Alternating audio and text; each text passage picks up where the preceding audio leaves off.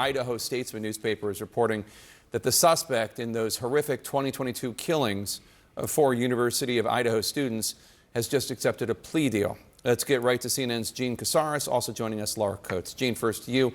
What are we learning about the plea deal? How did it come about? Well, what we're learning, the Idaho Statements is getting this, citing letters that were sent to the family members, and what is being reported by them is that a plea deal was reached in this death penalty case.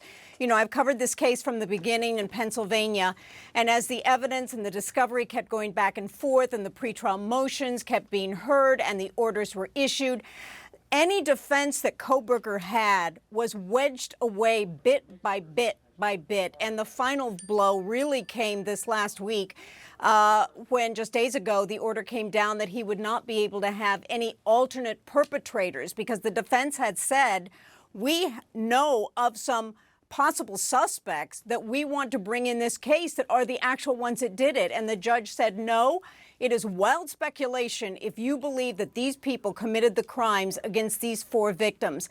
They also were not going to be allowed to have alibi, because under Idaho law, you have to have people that actually saw you at a location during the time of the murders, date, time, and place, and they would be willing to testify. They didn't have that. He didn't have an alibi. Now let's go the other direction.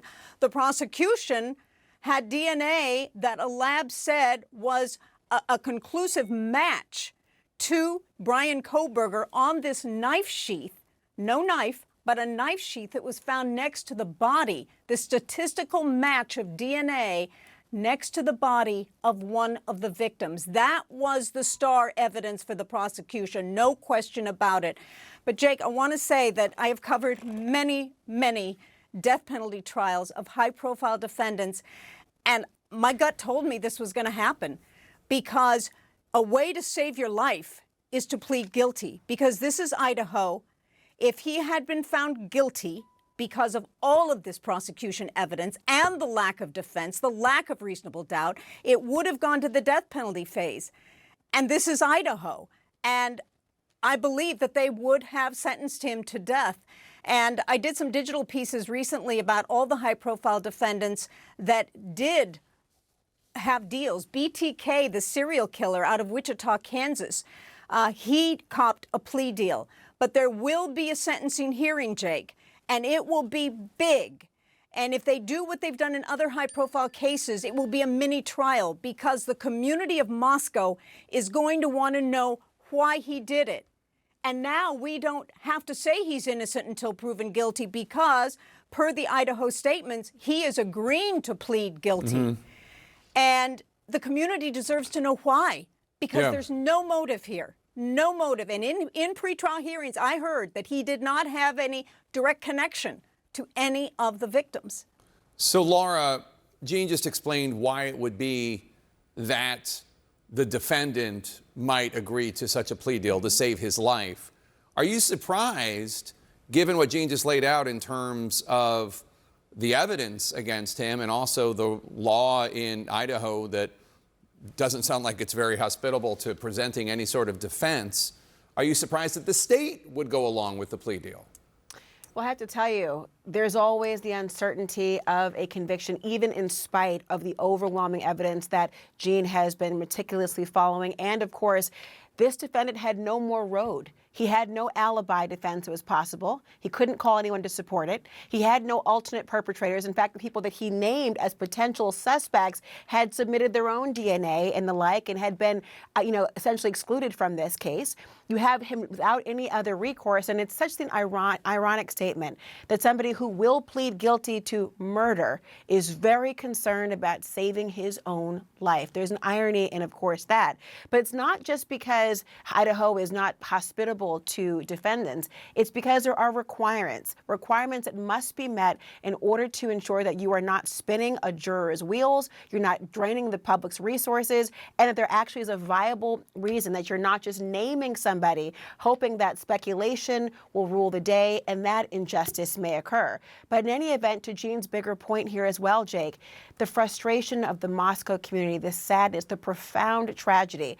They want to know the why, but this particular defendant will be under no requirement to actually say the why. If he provides some solace or comfort and a reason, we know it will not be enough. But in any event, the idea that he is taken off the table for the prosecutors, they want to ensure that if they believe this person, which he is agreeing to, has committed these heinous acts, the idea that he will never see any life beyond the bars might be sufficient for the families who will ultimately, at any sentencing, have their day in court to talk about the impact on their lives and others that somebody who's pled guilty to these heinous crimes has had. It will be taken into account, but 4 consecutive life sentences possible here. He is never getting out. A plea removes his right to appeal. This is over for him.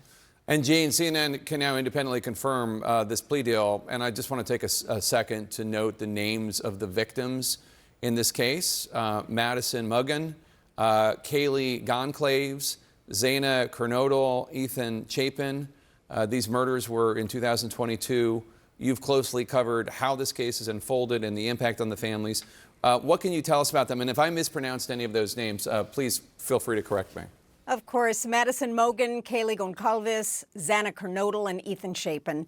And these 4 young lives were just about to begin their adulthood. They were graduating from the University of Idaho, Moscow.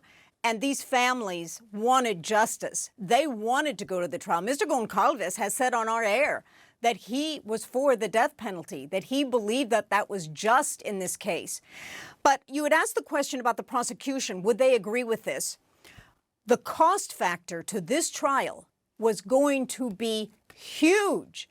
Not only was the trial moved from Moscow to Boise, but the jury was going to be sequestered, at least for part of the trial. You've got to bring in everyone from Moscow. You've got to bring in witnesses. They were going to fly in witnesses from Pennsylvania.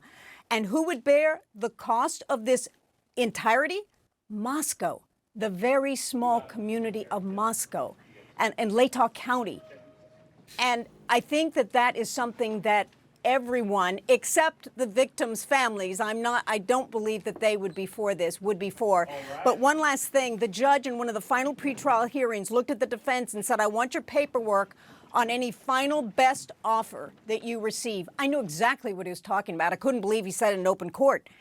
And that means that this has been going on for potentially a while, and now we are hearing it. But of course, it is days before. It is not after the trial begins or during the jury selection. There is time. But there will be a sentence hearing. Those victim impact statements will be monumental in this case. All right, Laura Coates and Gene Casares, thank you so much.